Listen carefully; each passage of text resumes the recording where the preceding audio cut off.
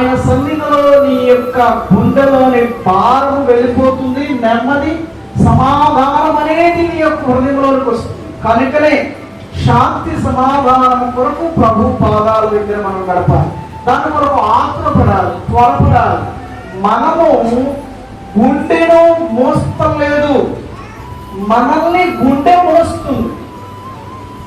మనము గుండెని మోయడం లేదు, మనల్ని ఏం మోస్తుంది?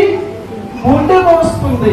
అనగా మన యొక్క గుప్పుడంత గుండె 6 అడుగుల పై ఉన్నటువంటి వారిని సహితము మంచి ఆ యొక్క స్వరత్వంతో కలిగినటువంటి శరీర దారుణ్యము కలిగినటువంటి వారిని సైతము గుండె మోస్తుంది.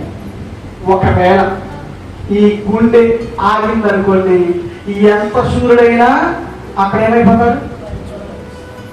కూర్చున్నవాడు ముందుకు పడిపోతాడు, వెనక పడిపోతాడు. అంటే నిన్ను మోసి నిలబెట్టి నడిపించే గుండె ఏమైపోయింది? ఆగిపోయింది. నీవు గుండె మోస్తున్నావా? గుండె నిన్ను మోస్తుందా? నా గుండె నన్ను మోసి నడిపిస్తుంది. అది ఆగిపోయిందనుకో, నేనేమైపోతా? సాగలేను. చాలా మంది వారి గుండెను వారి మోసుకెళ్తారు. భారమైన గుండెని బరువు అయిపోయింది, ఇల్లేదో దాన్ని మాత్రం అలా ఫీల్ అవుతారు.